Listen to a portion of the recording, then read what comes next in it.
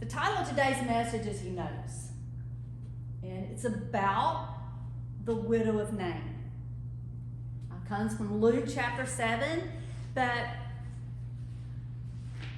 it's kind of interesting when you think about what was going on during this time and why would Jesus have gone to meet this woman in her greatest time of need.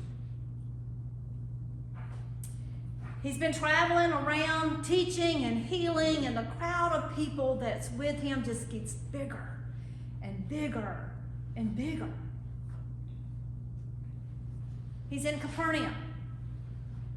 And there's a centurion that comes to him that has a servant. A servant that is in need of the master's touch, in need of healing. And because of the centurion's belief, Jesus heals him. And he makes a comment before he leaves the town of Capernaum that he's never experienced a faith like they had in that town. Probably left on a good note. Because, you know, when he's been ran out of town, he's been tried to be pushed off a cliff, you know, people act like they like him, but they just want what he can do for them. But he's finally encountered some people that actually have faith. But the interesting thing is that he decides that it's time to move. It's time to go. And he has a destination in mind. A town, tiny little town called Nain. Now, Nain is going to be about 30 miles uphill from where he's at. In order for him to get there at the time he needs to be there, he walks all night. Now, it's not Jesus that's just walking all night. It's Jesus, his disciples, and this entourage of people that are following him. When I think about their journey to Nain, I couldn't help but think about that for somebody to come to Sweet Home United Methodist Church, it's got to be intentional. Our church is not located out on a main highway. It's not on a side road that people normally take. Like Nain, there are not a lot of houses that are around us. But Jesus knows exactly where it is. He knows exactly what we need. He knew exactly what time to be at the entrance to the city of Nain. They approached the city. They're telling stories, probably laughing, cutting up. Life is good. They're probably wondering why in the world did Jesus decide to come here. It's not this big area where a lot of people are. There's probably not even a temple, a church, or anything that's there for them. I want to think that it's highly unlikely that they may have even heard about Jesus. Don't know that for sure. But that's kind of what I think. So as they approach the city with all of their laughter and their just conversation, there's another group. This group is crying. They are sobbing. The group where Jesus sit. A stretcher with a body laying on it covered in burial clothes. They get quiet. They step out of the way. But Jesus? No. Jesus' eyes see the mother. He sees her deep sorrow, and he pushes through the crowd to get to her. Luke chapter 7, beginning with verse 11. Now it happened, the day after that, he went into a city called Nain, and many of his disciples went with him, and a large crowd. And when he came near the gate of the city, behold, a dead man was being carried out, the only son of his mother. And she was a widow. And a large crowd from the city was with her. When the Lord saw her, he had compassion on her, and he said to her, "Do not weep." Then he came and he touched the open coffin, and those who carried him stood still. And Jesus said, "Young man, I say to you, arise." So he who was dead sat up and began to speak, and he presented him to his mother. Then fear came upon all, and they glorified God, saying, "A great prophet has risen up among us, and God has visited his people." And this report about him went throughout all Judea and all the surrounding region. The word of God for the people of God. Thanks be to God.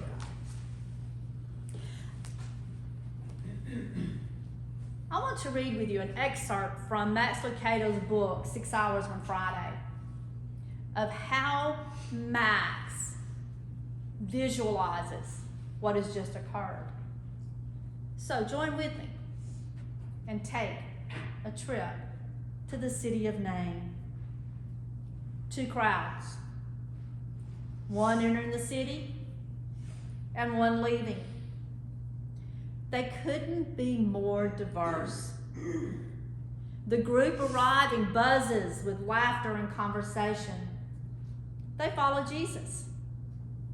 The group leaving the city is solemn, a herd of sadness hypnotized by death.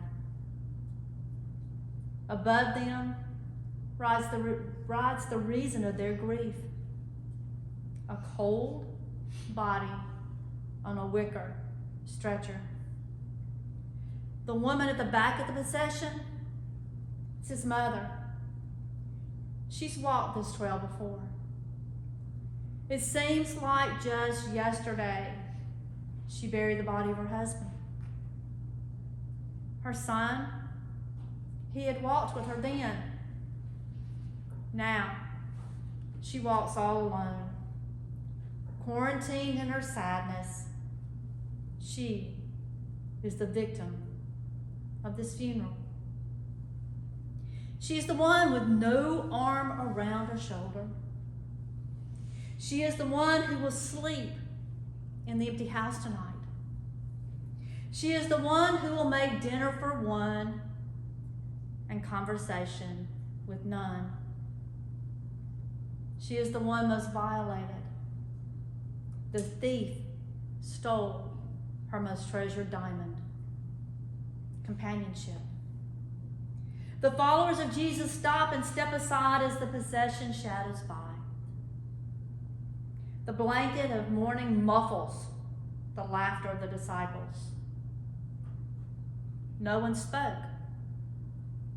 What can they say? Jesus, however, knew what to say and what to do. When he saw the mother, his heart began to break, and his lips began to tighten. He glared at the angel of death and hovered over the body of the boy. "Not this time, Satan. This boy is mine."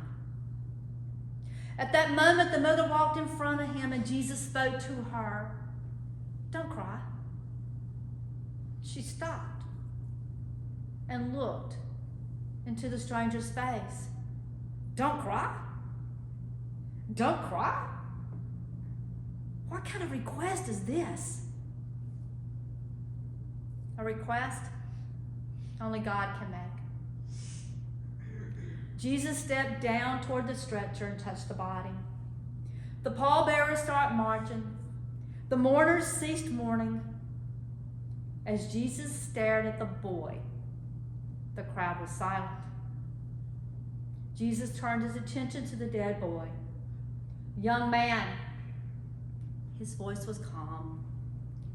Come back to life again. The living stood motionless as the dead came to life. Wooden fingers moved.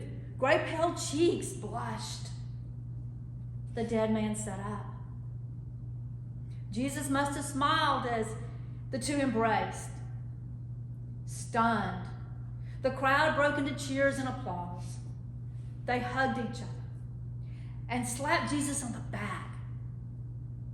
Someone proclaimed the undeniable: God has come to help his people.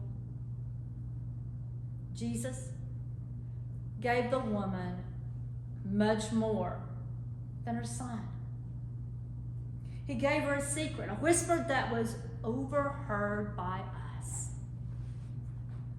That, he said, pointing to the cot, that is fantasy. This, he grinned, putting his arm around the boy, this is reality. Y'all, this is a tough story. We can all put ourselves in that moment. Losing a loved one is not something that we find any comfort and joy talking about.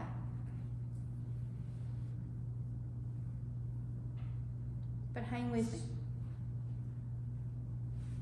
These words, he had compassion, that Luke uses in here, are the same words that he used to describe when the Samaritan on the side of the road was helped. It's the same words that he used to describe when the prodigal son's father runs to meet his son. Luke's message is clear. Before we verbalize our pain, God sees. And he reaches out to us. In fact, he's aware of our struggles before we are. And he comes to meet us in them. He knows. He knows what every moment of every day of our life holds. And he's there. In times like this, we probably feel like he's as far away as he could ever be. In times of loss, we can feel like, does he really care?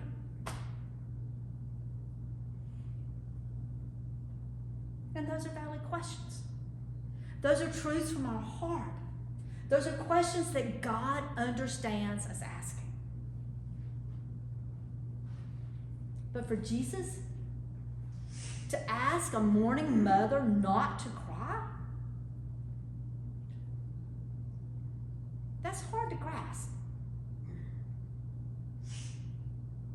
But he did it because he knew what she could not know. He knew that he was going to raise her son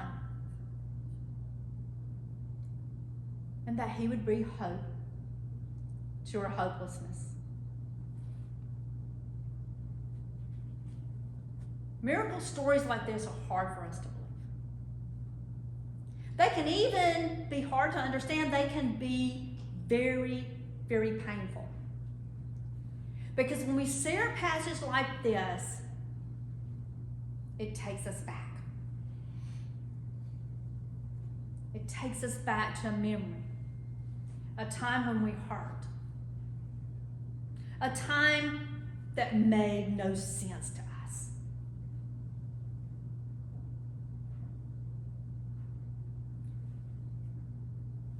A time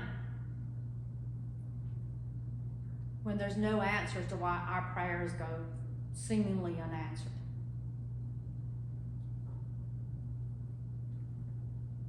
Many of us have longed for a miracle story like the widow of Nain. So we've prayed for it.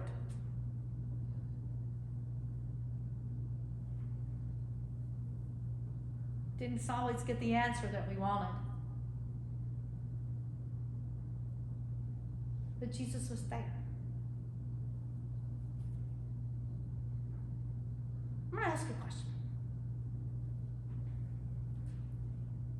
Have you ever witnessed or experienced a miracle?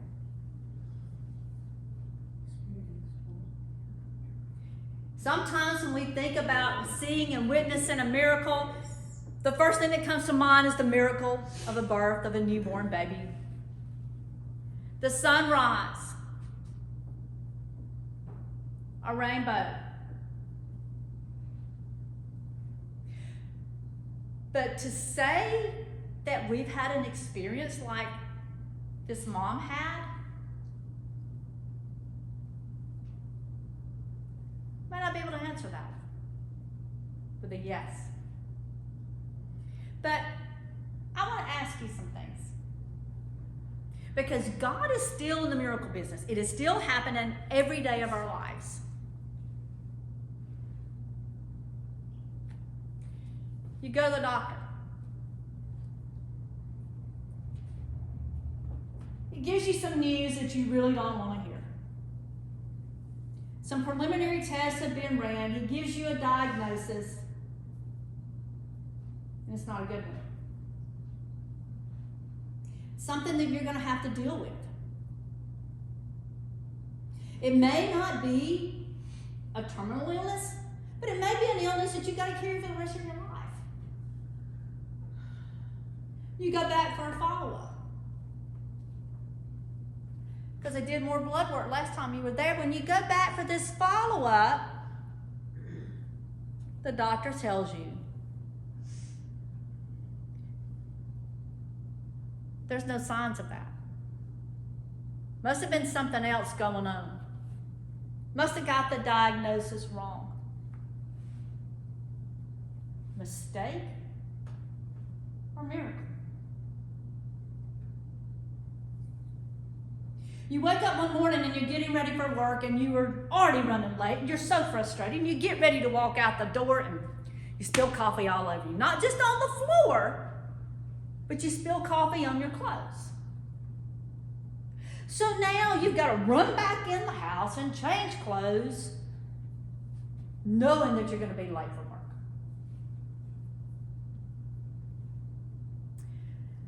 On the way to work, traffic is slow. And you see it. The accident. It's terrible. Police cars just driving up. Emergency vehicles have not arrived yet.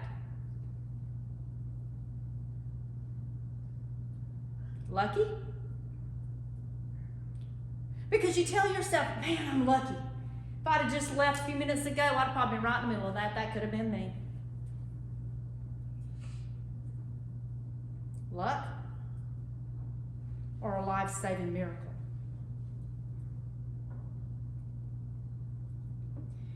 Your job. You've been in it for a while. You're frustrated. You don't really like it. You used to let it go. Now you don't like it so much. You complain about it all the time. You are ready for a change. You may have even prayed to God about it. God, got to do something. I'm sick and tired of this. It's driving me crazy. I just need something else. Well, this particular morning you get to work. They call a meeting. It's going to be a layoff. In 2 weeks, you have no job. So you begin doing what we all do. You're looking on every website. You're trying to find every place you can to apply for a job. And you get that sweet little letter in the mail that tells you, you meet the qualifications because you don't have a 4-year degree. Sorry, you don't meet our qualifications. Or maybe you get that letter that says, we would love to have you on our team, but you're overqualified. Rejection after rejection after rejection, and you begin to question, God, why? You know what we need. You know how we're struggling, how we're going to hold things together. You get a call from a friend. They give you a tip on the job. And it ends up being even more than you could have asked for. It's exactly something you've always had a desire to do. The pay is even better than it was before. Benefits are great. Coincidence? Answered prayer? A miracle.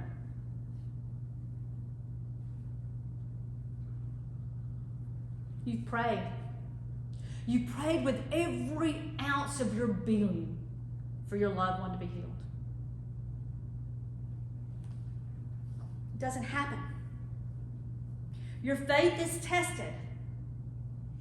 You even get angry with God.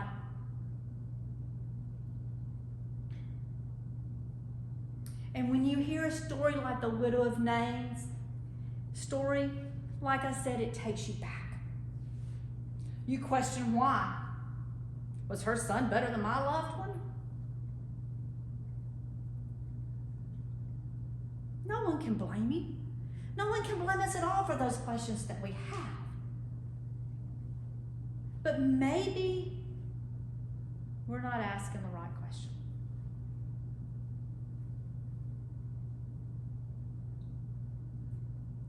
Could it be that the widow of Nain and her son experienced a miracle because they didn't know Jesus?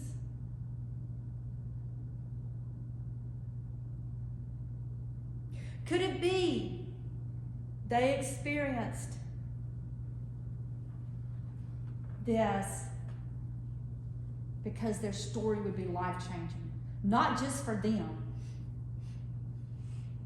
but to all these people? It said that the word spread all throughout Judea and the surrounding region.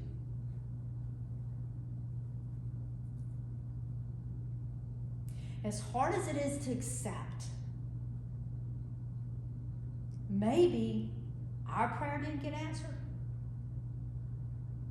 the way we wanted it to. But it got answered the perfect way. Because our loved one had it all together. Our loved one had the ticket. Our loved one got the ultimate healing. They won the grand prize. They got what we're living for.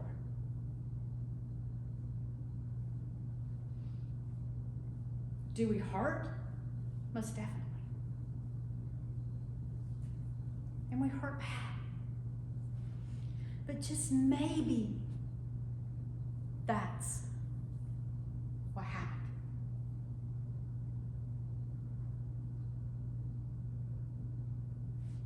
Precisely at the exact time when the villagers were carrying that stretcher out of that town, walking toward the cemetery, Jesus showed up. Perhaps this mother has laid on the floor and cried all night long to a God she knew.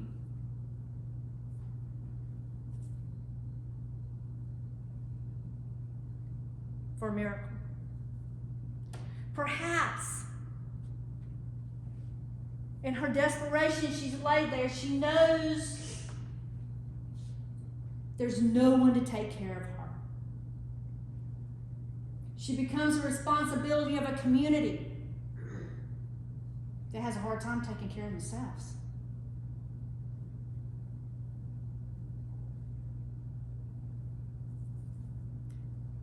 perhaps this story isn't about the son at all.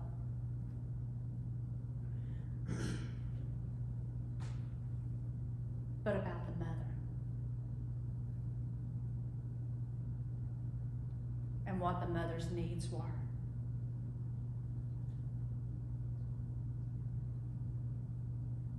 We don't know. We don't know. But what we do know is that Jesus did make that decision and chose to leave Capernaum at the exact time he needed to. He knew somehow that he needed to be there at the moment that she walked out that gate. That he knew that at the moment of her greatest need, he was the only one that could help her.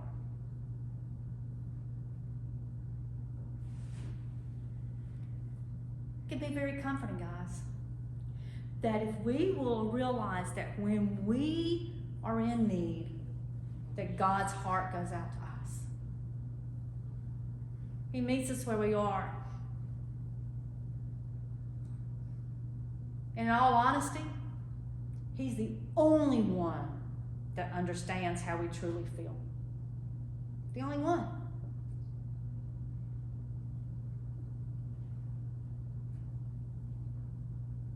He always cares for us, always comforts us. In that moment, the widow of Nain realized that she worshipped a God that she believes in.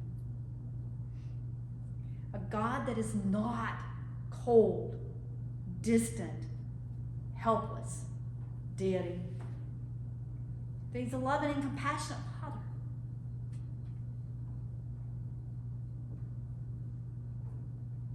There are times that we're going to feel forgotten. There are times when we're going to have questions. There are times when we feel we have a need that needs to be met, and it doesn't seem to be happening. He's there.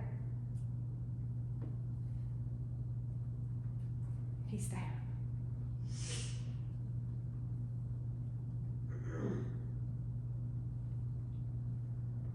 God mourns when we mourn. God grieves when we grieve. Grief is tough. It's a journey that has no end. There are questions that have no answers.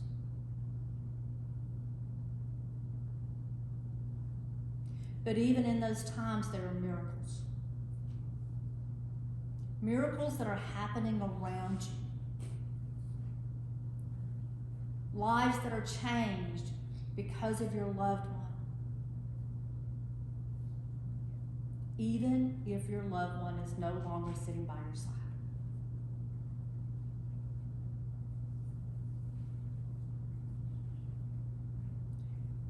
One of the sweetest things I recently heard from someone that's lost a person very near to their heart was the word that was used to describe them. Words that, before the actual description was said, was the fact that they had not known the impact the person that they loved so much had had on others. And in that moment, the person said, I may never had known that my loved one was a hero.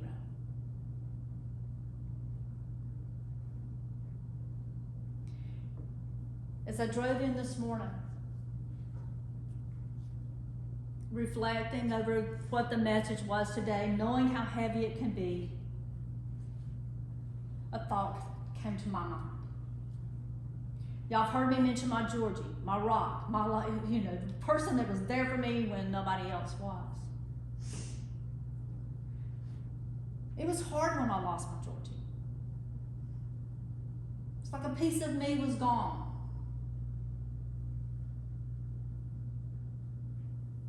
But God reminded me today, as I drove over here, that in the loss of my grandmother, Georgie, I gained a relationship with my grandmother, Big Bondi, of whom I had not spent hardly any time with. A gift, a blessing. Two totally different personalities, two people that loved me, but loved me differently.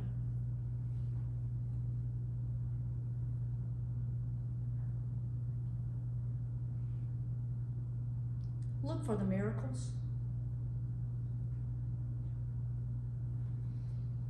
But look for Jesus' eyes. He's always looking at you. He's always there for you. When I see a little butterfly like this flutter by, hey, Mom, I know you're okay. The light of a candle and how that works can be the gentle reminder that the light of the life of our loved one lives on, their story lives on. It is changing people's lives.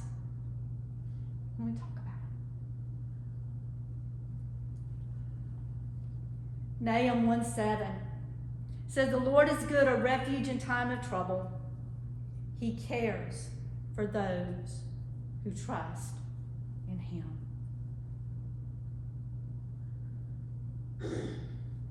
Jesus gave the widow of Nain much more than giving her back her son. He gave her, and he gives us a glimpse into that vision of resurrection. That moment when we will experience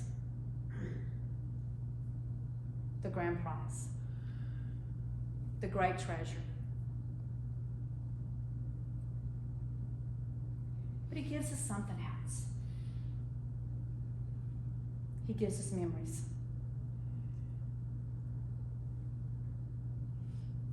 And y'all, I don't know that there's a greater blessing than memories. Those things that when we look inside of ourselves, we see those heroes,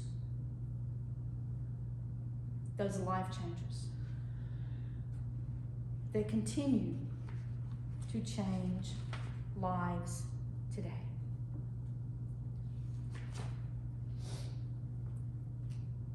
The Lord is good, a refuge in our time of trouble. He always cares for those who trust in him. And he's always with you.